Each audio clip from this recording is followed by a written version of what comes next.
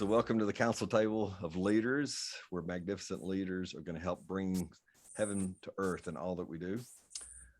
Today, we're going to talk about the concept of contracts, agreements, and covenants, and how they are, some are part of others, and we'll see how that works in the scriptural part. We'll kind of go there. I'm going to lead us through a little bit of a, just a kind of a what if and what's going on. And I'm going to do something that you're probably used to, and it's funny to do it here, is a disclaimer. So from a legal standpoint, I'll just say that what we're going to be talking about today, and what I'm specifically going to do, is say this is not legal counsel. One of the guys that does this for a living in the financial sector, he says, I'm an entertainer and not your counsel. So this is entertainment for you.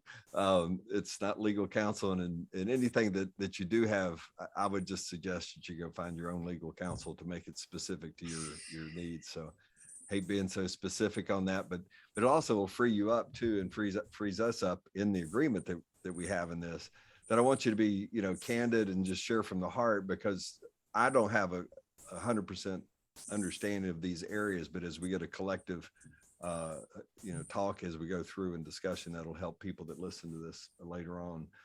They'll get a kind of a wider and deeper expression of it. So with that in mind, I just want to kind of get our mind into the framework of this area of agreements and contracts and so forth, but not go too specific there, but just talk a little bit about our experiences and then we'll bring down some definitions. So what is, when you've walked into one of your favorite stores or bought something on Amazon, what was your expectation? You can just pop anything out. What was it be an expectation? You walk in, like I go into Costco a lot and have certain thoughts and ideas, but in Amazon, I do the same thing. So tell me your experience. What are you expecting when you go into one of those areas? Be greeted politely by someone. And most of the time it's somewhat trite in terms of saying, if you need any help, so forth and so on. But just a good, genuine greeting when you walk into a store is really a nice thing. That's a good one. Do you go shopping, Gerald?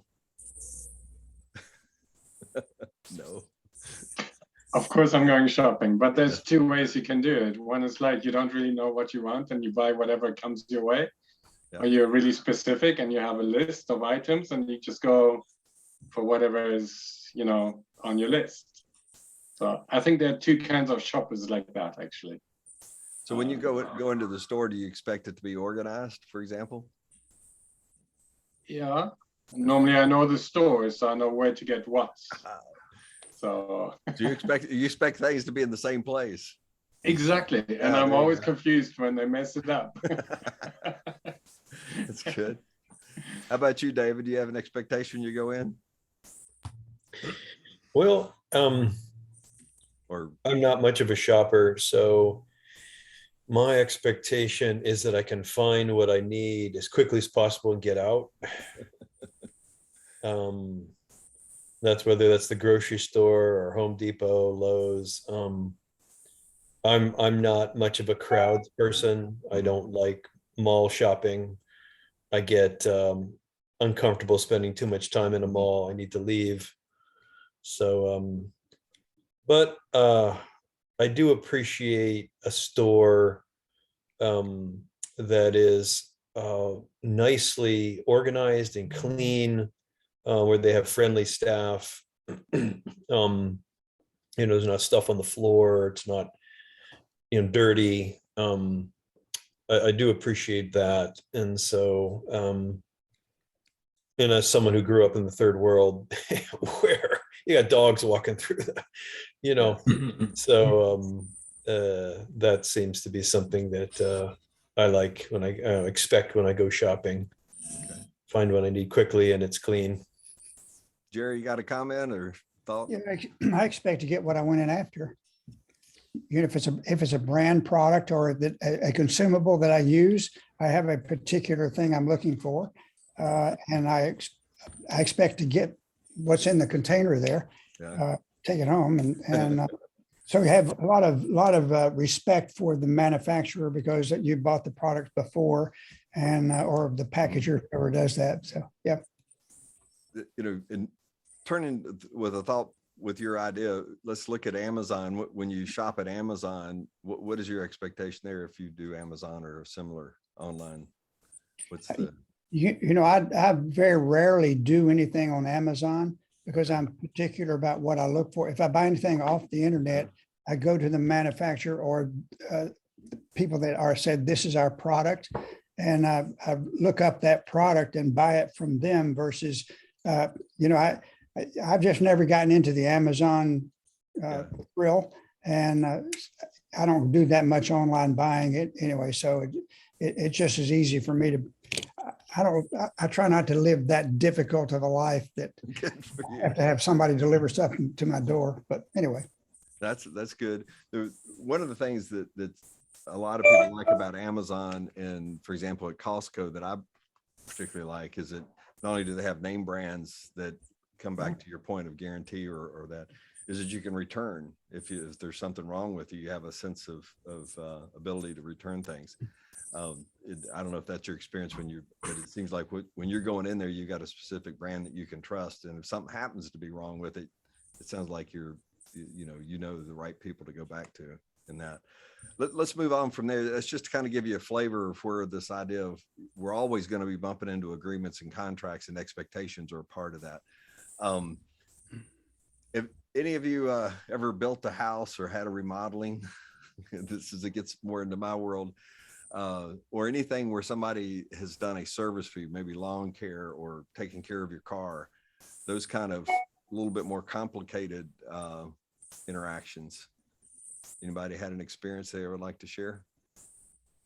But yeah, you talk about lawn people and chemical people that enrich the soil and kill the weeds and all that stuff. One recent experience I had with a brand name, it's a well-known name out there. I got an email saying that they would be there the next day. And so I said, okay, well, it was pouring down rain and I hadn't gotten out to unlock my gates and on the back. I was having water iron fence around it. And so all of a sudden I heard my doorbell ringing like it just wouldn't quit. When I go open the front door, I see the guy getting in his truck and peeled off out up the street. This is the chemical guy. Mm-hmm. And he had evidently got upset with me because the back gates weren't open. And he came in and he hit my doorbell so hard that the door plunger fell out of the wall. It was hanging there by two wires, and the two wires were touching each other, and so the doorbell never quit. So the consequence of that was Jerry goes to Home Depot, does that gig, replace that, get that working back again, money out of my pocket to do that, but I canceled them immediately. And they've called me half a dozen times, and I said, you're a very kind person, but I will never come back and use your company. And the reasons is this. So you are, I don't know if that's retaliating or not, but it's just, to me, that's not good service. And so you run across that every now and then, people that have human beings involved, and for whatever reasons, they take out their emotions and frustrations on what is the client, although I don't think that guy had anything against me personally. I've never met the guy. So he was just upset with life, I guess, at that particular time. But that was, I mean, this is a name brand kind of thing. You see those trucks everywhere. So they haven't had their business. I mean, they haven't had my business, so it never will. But. Well, I appreciate that. And what I hear out of that, you had an expectation at that point of them being reliable to do what they said they were going to do. They were going to show up and also be respectful of your property if something was going on, that they should take care of your doorbell, that sort of thing. Well, especially if you pay up front, you pay a year in advance because you get a little better price. And so, okay, I trust you and not you guys are going to do the job. But that was no problem. They're an ethical company, so they refunded the money. So it's just they just have, from time to time, people have employee problems. Mhm. And that could be a management problem. It could be a lot of things. I don't know that detail about the company, but anyway. Well, I don't mind naming a company in the lawn care business, and that's True Green. Was it True Green? Totally. Because went from a relatively nice yard a year ago to using them, that they would kill the weeds. They did a reasonable job on the weeds, but they sure killed all the grass in the process. Oh, wow. So I came into this year, and actually I'm not doing anything. So I have a yard guy that comes to cut the grass. And it looks a whole lot better than it did last year without True Green doing anything. But they had a serious personnel problem, because they had, quote, supervisors that have been with the company about 2 or 3 months out there checking on other guys. It was very poor. And anyway, I always treated the guys well. I didn't have a situation like you had. I mean, these guys came out there, I always treated with respect, but I could tell they didn't know what they're doing most of the time. Anyway, that was a whole year of fiasco with True Green for me. Anybody else? How about it in the construction or service, like auto mechanics or anything like that? I just wanted to share. I used to have a swimming pool in my last house. And Oh, there's a good one. so I had I didn't want to open up the pool or close the pool, blow up the lines, do that kind of stuff. I had a saltwater system installed, so that took care of a lot of the chemicals. But in one of the original cleanups, poor kid, it looked like he was one of the managers. It wasn't a regularly shaped pool. It was, custom build. And so he's talking through, doing his thing, explaining everything, caught his foot wrong, and in a very dirty pool, murky, early in the season, went right in head first. And I never forget, because I'm like, oh man, are you okay? Yeah. How do you recover from that? And he had a partner there that was just, had to walk away to keep from laughing at him. Yeah. But anyway, I kept using their service, but I just I remember that now, how comical that was. And how embarrassing it must have been for him. I tried to be as gracious as possible, but anyway. Good story. Anybody else on the construction or just any kind of service? That's where it gets a little complicated sometimes, when you have people providing a service versus just a product. So, but we'll keep moving on. The construction industry is always a good one to pick on. So I know it well. How about, let's try this one. Just about probably on here, that when you sign up for a new application, even Microsoft or, those kind of apps on your phone, some of them, when you get to that place and you go to sign up and it says, there's a little box down there that says, you agree with the terms and conditions, is often the terminology of the word. What do you do when you get to that point? I want to hear what goes through your head and what you do. Well, what I do is I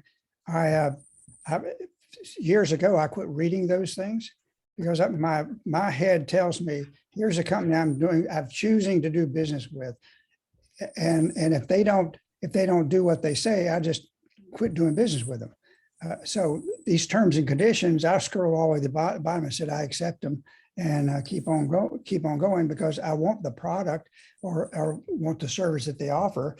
And if they can't, if they don't perform, you just say you're not performing, and it's over with. So that's what I do with them. But Okay. All right. Anybody else? What do you do when you get to that box? I just tick the box. For me, it's too much of an effort to read it, and I don't understand the language anyways. And then I go like, okay, it's a professional company, and me as a single person, I won't be able to press for charges anyway. So yeah, I'm just going with it. Got it. Yeah, I have a kind of a jaundiced attitude towards that. some lawyer or a group of lawyers who are really out of touch with the company have written all that stuff to keep themselves in business. Case in point, and Bill knows this organization, but it's a nonprofit who's writing a contract to do business with the state of Tennessee. And her proposal is 5 pages. And in return, she gets a 74 page agreement back. And of course, Bill knows who I'm talking about, but she said, it's a good thing I'm a lawyer. Yeah. But she was telling me yesterday, she said to the guy, she said, do you believe in the one sheet? What do you mean? I've never heard of a one sheet. The one sheet contract. Anyway, but that's a commercial, a commercial example, but it the same attitude affects us all with and then they're always sending out another one say before you can continue. This is Apple or Microsoft. Before we can do the upgrade, you got to agree again because their agreements have changed.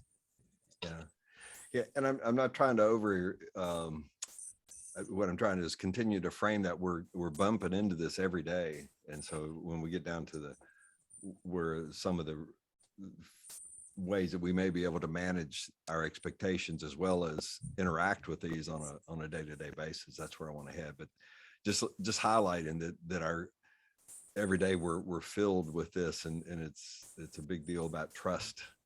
I think is an important part of what we're getting ready to talk about. And I'll just say, I used to, when I was in the commercial construction company, the large corporate one that I worked for, we built, high rises, hotels, office buildings, all kinds of, big stuff. But so I was writing contracts there. And when I got into my own construction company, I was writing contracts that went in various directions with owners, with real estate people, with other people. So I'm kind of sensitive and familiar with that area. And so you'll hear some of that today when I talk about it, but it's important to think about. And that's what hopefully today this will impart some wisdom among us all. So let's move on to some of the thought process that we can distill out of just some of the concepts that you just had. What I heard was, you have expectations and you're going with those expectations. Some of them are written down, some of them are not. But it's important to understand that we're every time that we're meeting another person, there's a certain expectation that we're doing, and there's certain thought processes. We're hoping that there's going to be an agreement between the two of us. But let me just impart some of the plays that I would just say when two people are working together, whether it's work or just co-laboring, say washing the dishes together or whatever, there's often these kind of elements. There's a give and receive. There's a buy and a sell. There's we trade something for something. In other words, if somebody's got something I want, I might be trading money for that service or that product. These are all just similar concepts, but they're all in that same genre of some sort of agreement. And again, we're mature on this call. We know what these are about, but I just want to distill that this is where we are, even within a husband and a wife. There are these elements that are continuing to go on. We're looking for performance and then there's compensation for that performance, be it a musician or, an artist or, a contractor. And using Isaac Newton's idea that for every action, there's a reaction. In other words, you wanted some action for your lawn. The reaction was no weeds, or no punching a doorbell to make them fall out. So there's an action reaction going on every time we're in, at least two people are together. So we're going to come down to talk a little bit about what is it that makes an agreement, a contract, and a covenant. And again, I don't want to bore you with this. Most of you know this stuff, but just to give it some sense of articulation here, the agreement is, to me, the fundamental part of all that we do in life.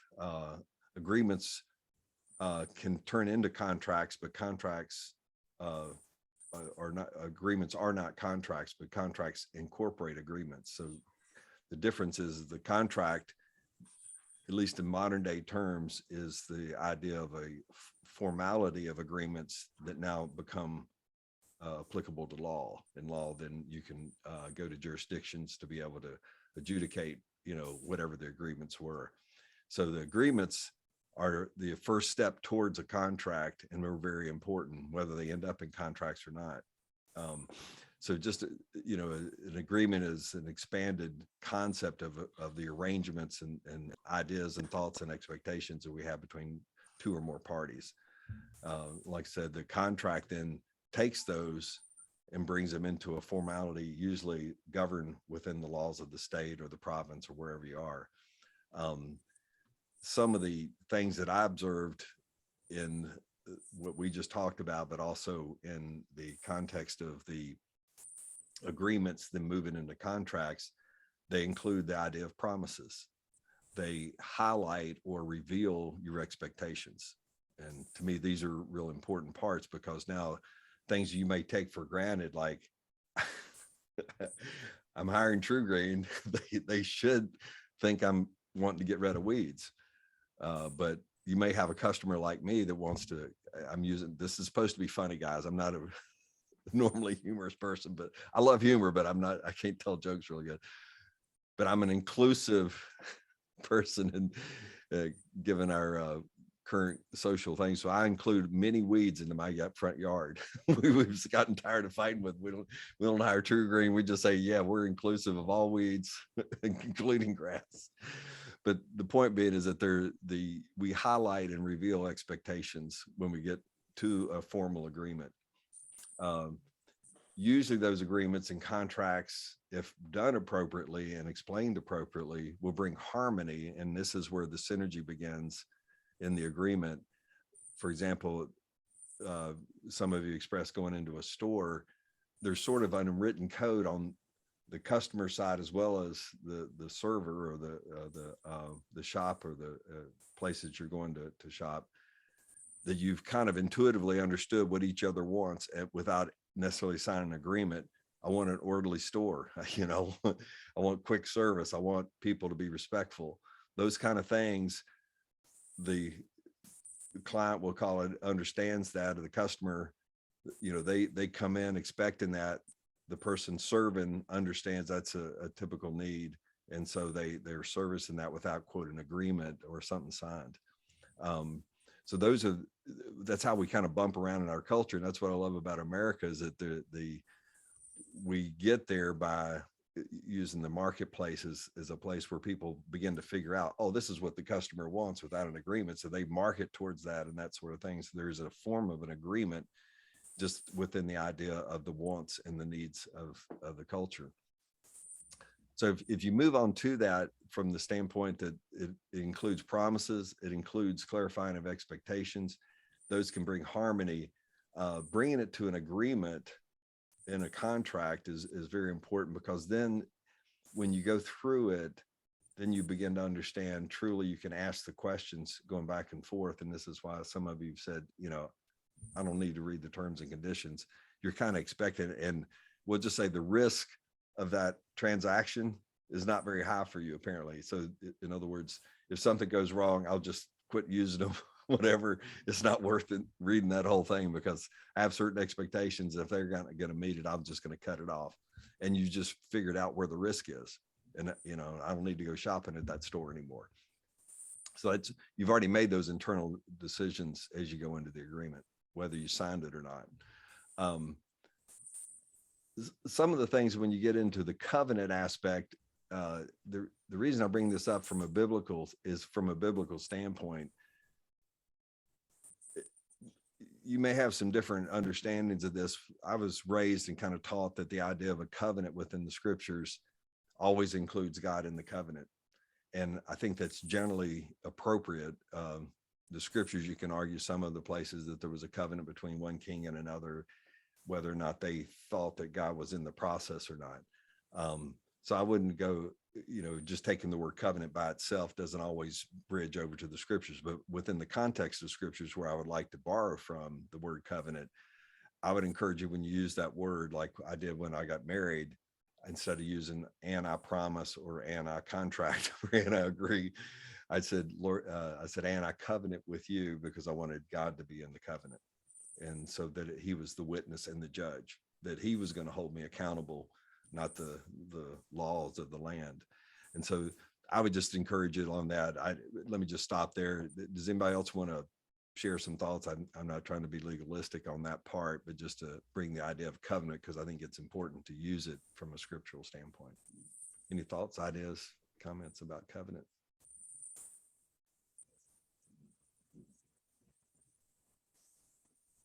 I'm good. Okay. Is this helpful? We're moving. Okay.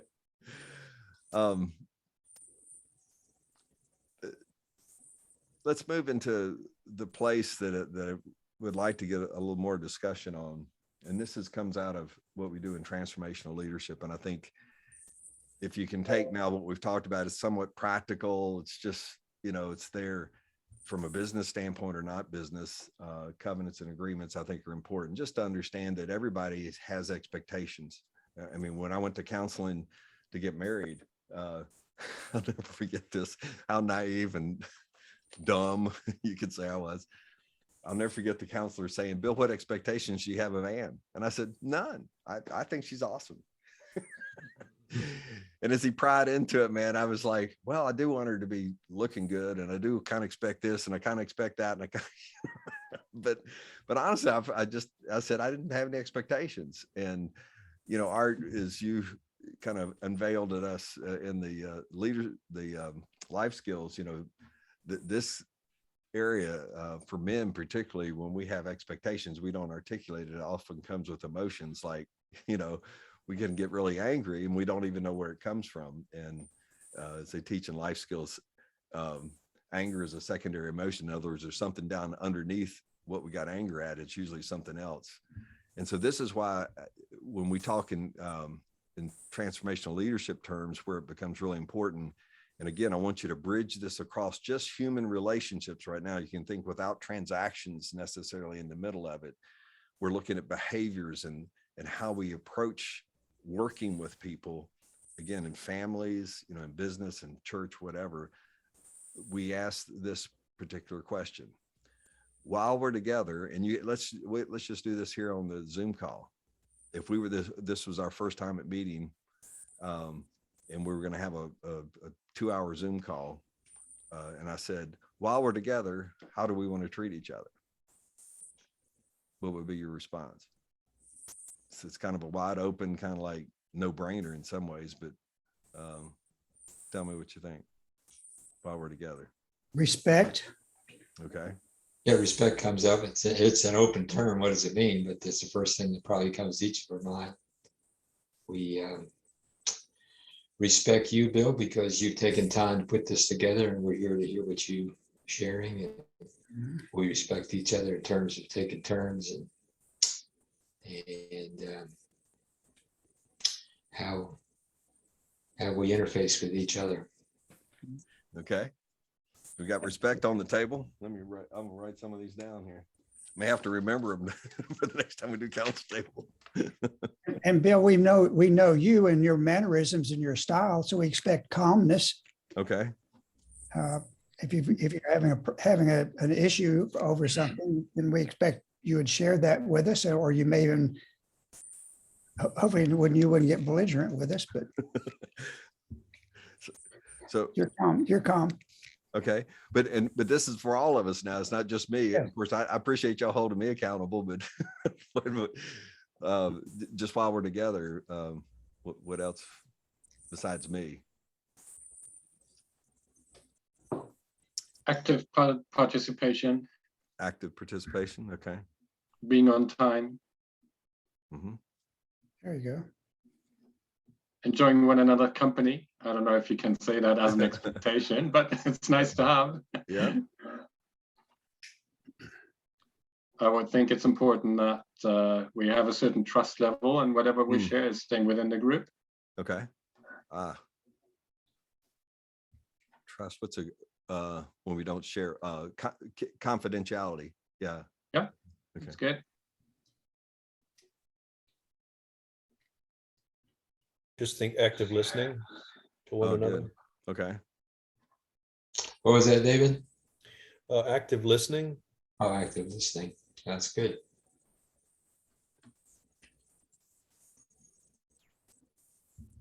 Kind of a common purpose for the meeting too, in terms of Mhm.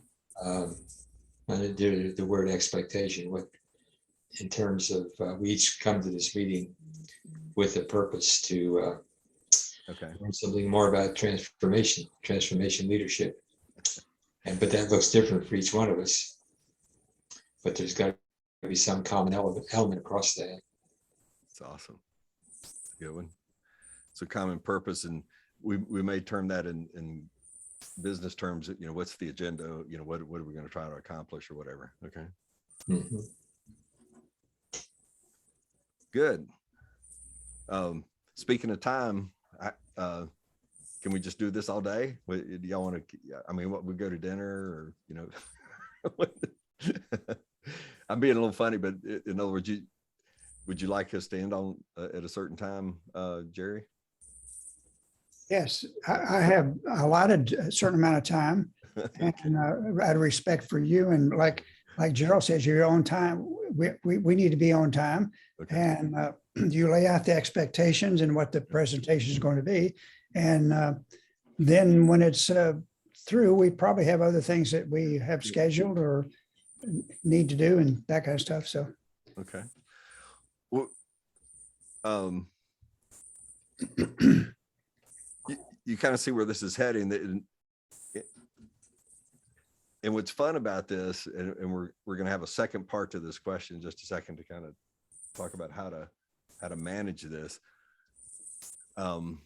Where can you see this applying if you were just to stop right?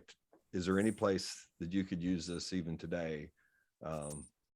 While we're together, how do we want to treat each other? Can you think of some places that you could use this? Wait, are you asking how we see what we're learning today applied outside of this group, or Yeah, using that question while we're together, how do we want to treat each other? Where could you use this besides what we do? I've got my talking points on the side, but if you were to,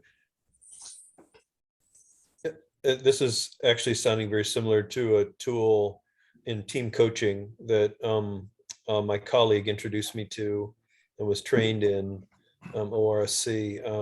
And in the question along the lines of a series of questions is how do we want to be together? Mhm. Like you asked, when we're together, how do we want to treat each other? And how will we know when we've gotten there? What does it look like? And it all is, and there's actually a written agreement. There's a contract that comes out of that at the end and everyone signs. So it's like a charter, like so yeah, that's what's coming to mind for me.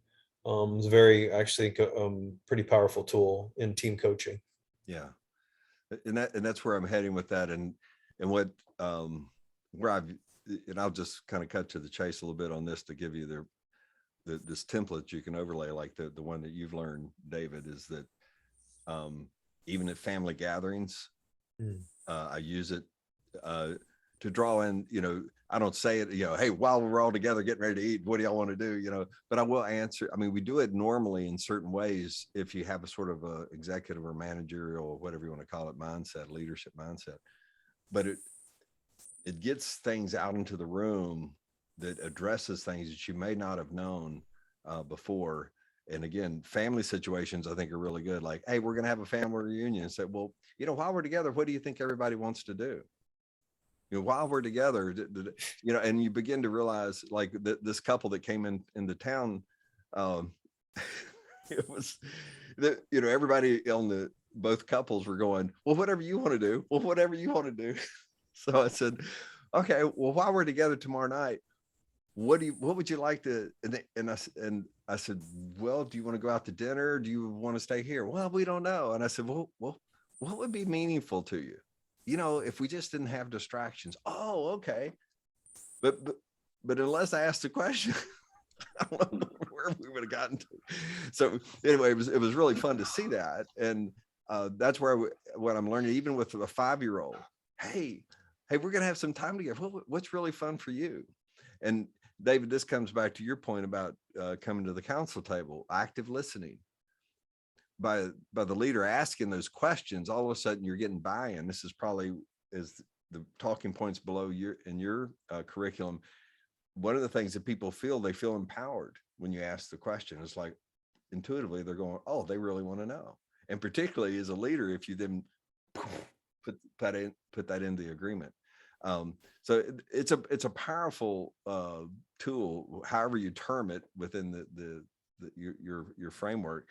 But you can use different things. But what we're looking for, you're looking for behaviors, but you're also pulling out those expectations that are often they don't even know it's there until you begin to talk about it. And so I just encourage you to use this whenever you can, because it's amazing. I'll just say it that way. That, for example, well, I'll get to this in a minute about my own family rules and stuff. And again, I've just stumbled into these, so if they're helpful. But let's go to the second part. If that's part A, while we're together, how we're going to treat each other. Oftentimes we'll run into a problem. You may have had this at a dinner table, or you may have had a problem, in a classroom or in business and so forth. And this is where it's helpful in business.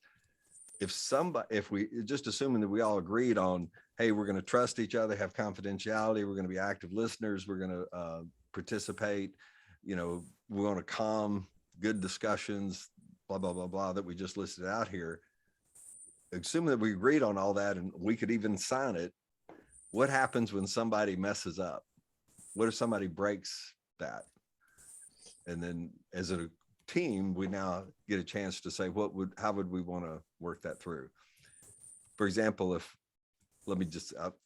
I got on Art's case about something and I said, yeah, you're an SOB, Art. I can't believe you did that, to that True Green guy. And, man, I would have done that, blah, blah, blah, and just left. And all of a sudden now we're in a little tension. How would you handle that?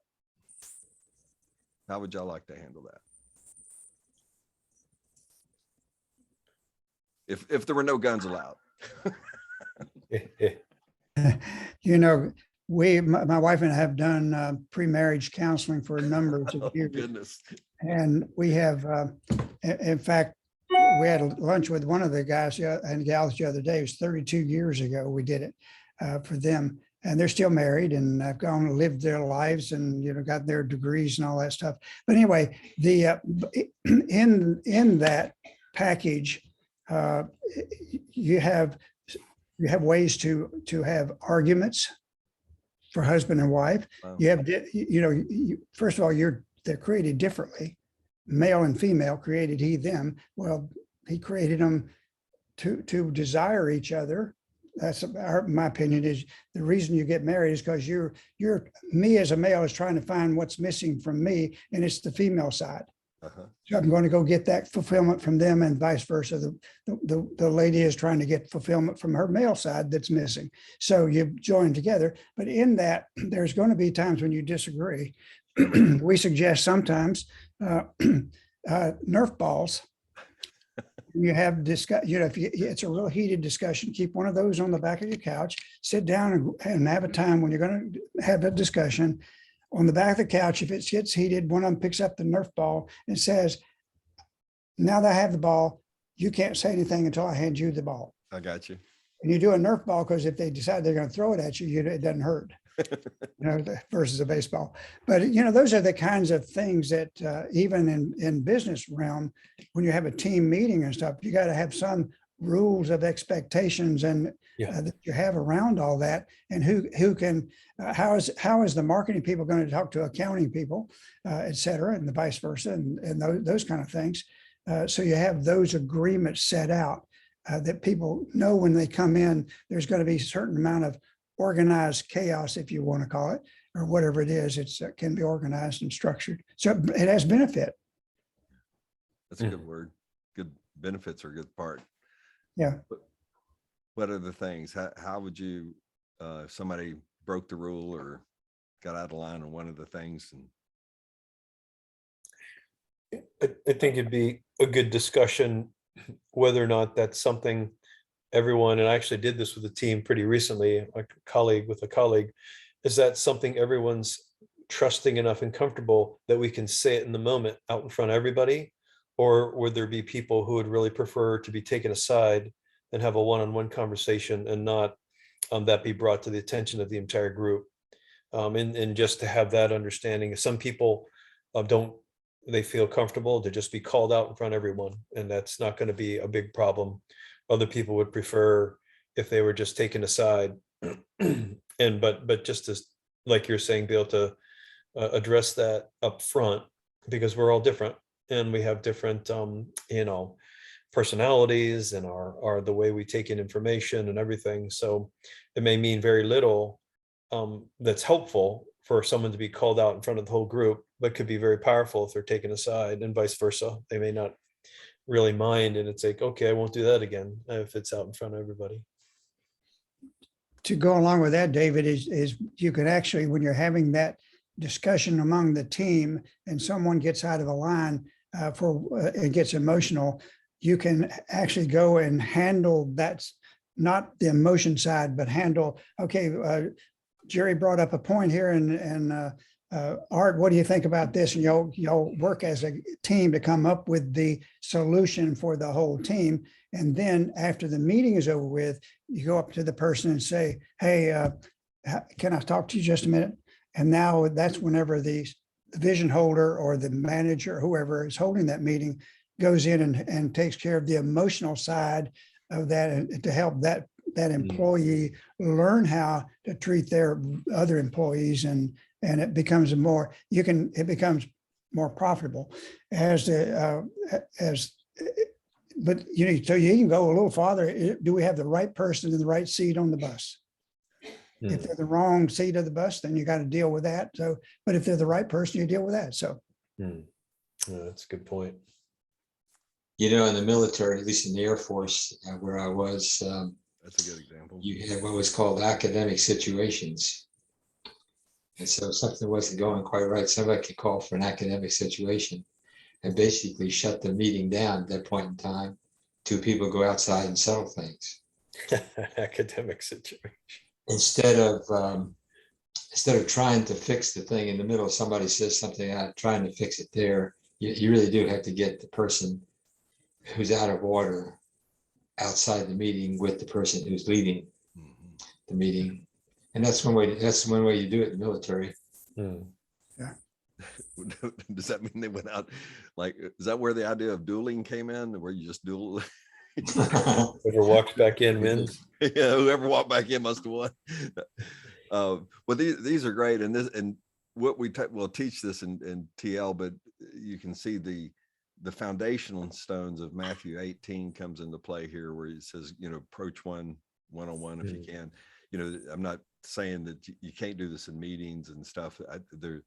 The key, one of you mentioned this, and this is one of my higher goals within team building, is to how quickly I can build trust within the team.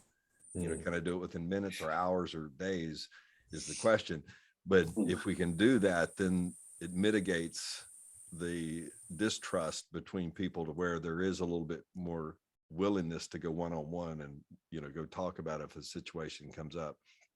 And I'm going to leave it at least at that point. The Matthew 18 is a really good touchstone. If you just need the principles of going one-on-one, if it didn't bring a witness in, and let's talk about it some more. And that's where we would teach this in TL. If there were 8 people around the table, then often we'll get into that discussions. Well, okay, well, let's agree that we'll have 2 people go. And what we find in most of that is it'll boil down to the Matthew 18 thing in some form or other. And we'll say this too, and I believe this, having run my own companies, that a lot of companies push all this rhetoric and all this understanding and behaviors and all that over to HR. I agree with that in a certain part. Well, what I love about transformational are things that each one of us have learned. If we can, as leaders, bring at least the behavior and trust values back on our side, and let, as it were, the consequences or just the protocol stuff stay over there. In other words, how they, what their benefit package is, and what if they don't, if they wreck the car, what happens, that all those kind of things. But when it comes to the management of a team and so forth, we can take that back and manage it within the motions and the expectations within the groups and teams that we're playing in. HR has a much better life. The performance value is here. And so TL teaches that, and that's why we'll call this, what I've just talked about, as a social covenant. And so it's not necessarily talking about transactions, but then later on, we'll talk about what do we do with the behaviors? What if somebody keeps showing up late? How do we train that to where we don't need to fire them? They end up firing themselves. It's kind of cool because you get to a place of trust with them where they agree to say, if I'm late again, I agree. I just can't do this job. And they fire themselves. So today's discussion is more of just to bring us into that world of thinking. My hope is, and our expectation was for this to enlighten and empower you to begin to, whether it's with a grandchild, whether it's, with a friend over here, your next door neighbor, begin to use this as a way of instructive to where then, they feel different. They feel empowered. They feel, you can do all those things together. Like I've got a next door neighbor that, I pray for him all the time. I'm sure he probably prays for me. We're on two ends of the political spectrum. We have different expectations. He would love me to do better flowers on my side of the yard, everything else. But while we're together, living together, I'm asking the Lord, how do you want me to treat him? How do you think I can, like the other day, I sent him a text and said, I think you ought to get yard of the year. And he wrote back, that was very kind of you. But, I know on the other side, he's probably wishes I would vote differently or whatever else. So I want to think thank you. I got to step away. I've got to take my daughter something, but I really want to thank you. It's great to see everybody. And I apologize for having to run. This has been really informative. I also have a hard stop. I just wanted to add, I think it is really about relational leadership. And it's not about your status or your position, but it's really about creating that relationship. And through that, winning the people's hearts is really what it comes down to. Yes. And with that, you can go much further in your leadership. Amen. I also have a hard stop. I'm really sorry. I really enjoyed the discussion. That's good. If you guys like to pray, please, I don't know if you could record it and send it to me like you did last time. I really appreciate that. I don't have anything special right now. Okay. But I need to jump because I have a coaching call waiting for me now. Okay, let's do it. I'm going to jump off myself. So you want us to pray while you're gone, or do you want to pray? Yeah. Okay. Yeah. Got it. We'll do that. Okay. All right. Bless you. Thank you so much. Thanks for God coming. bless you. Yep. Thank you. Bye. See you, Gerald. Bye-bye. Awesome. Yeah, I got to jump off too, Bill. Yep. That's all good. I'm good. Ready to jump too. Yeah. Great to see you again today, Jerry. See you, Art. All right. So if we want to end the meeting, let's let Jerry launch us out here. All right. Jerry, you can pray, but pray empowerment. Okay, Lord, thank you for Art and Bill and David and Gerald that were on today. Pray blessings over each one of us today, wisdom and understanding. And thank you for speaking through Bill today.